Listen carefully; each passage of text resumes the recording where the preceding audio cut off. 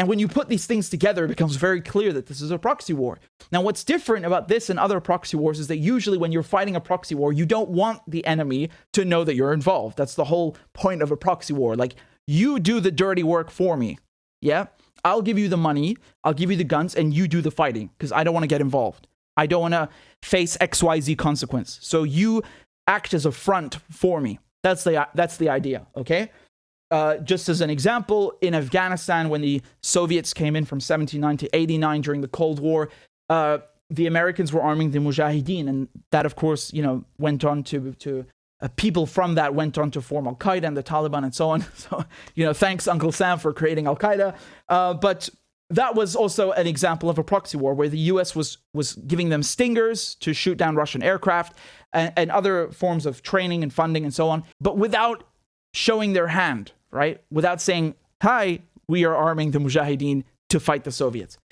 That they wanted to keep that under wraps because the very real danger posed by revealing your hand, especially as the U.S. in this case, is that you risk a nuclear confrontation, right? Why would the U.S. do a proxy war? Because you don't want a hot war. You don't want the U.S. fighting with the Russians directly, because both these countries have nuclear weapons. The Russians and the Americans have the most nuclear weapons, and they would annihilate each other, and we would all die. Okay, the whole world would just be blown to bits. They have enough nuclear weapons to destroy the world several times over. So even if they just hit Russia or they just hit the U.S., the fallout, the radiation will be carried over into other countries and so on. So it's a very global concern, and that's why you don't want this. But here, the Americans are very proud. I think it's really important to study the Cold War and to understand the world today, because in many ways it has not changed.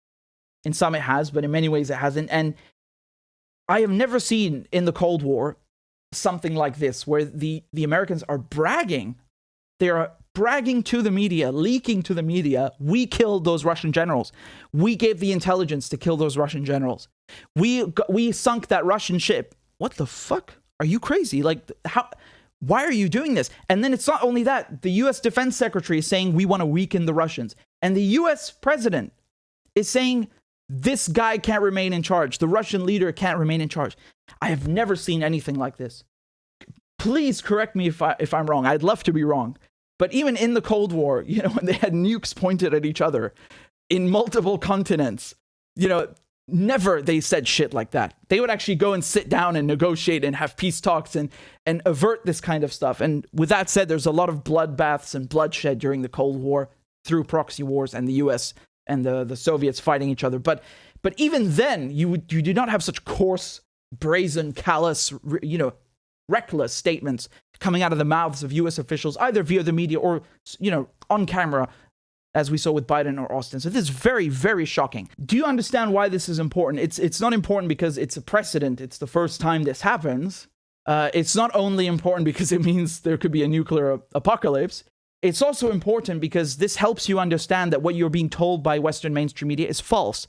Because if you turn on the BBC or you turn on CNN or Fox News, they will tell you that this is strictly a fight between Ukrainians, trying to liberate themselves from the Russians, and it's basically, occupier versus occupied, which conveniently they never say about the Palestinians being occupied by the Israelis. But that's how they frame it, okay? And they do this on purpose because they don't want to reveal their hand. They don't want to show you that actually this is very, very beneficial and lucrative.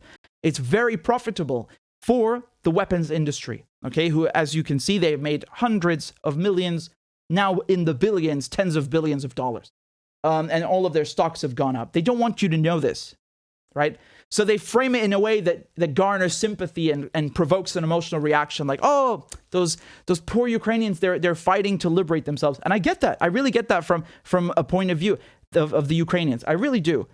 But you have to understand something. The Ukrainians are being used. They're being used by NATO. This is very, very damning. And you should remember this when people try to make this out to be, oh, it's just a fight between Russia and Ukraine. It's not. It's not. And they don't want you to know this because then this lends credence. I don't know if in whole, but certainly in part, in a fraction, at least a little bit, it lends a little bit of credence to the Russians' argument that they are being faced with a threat from NATO. Do you understand? Because you can just pull up a map of NATO expansion and kind of see it, that they've encircled Russia after the end of the Cold War, which makes no sense. They doubled their membership, even though the Soviet Union doesn't exist anymore. This threat that NATO was created to fight is not there. That's one thing, and they deny that. And when you point that out, they don't want to hear it.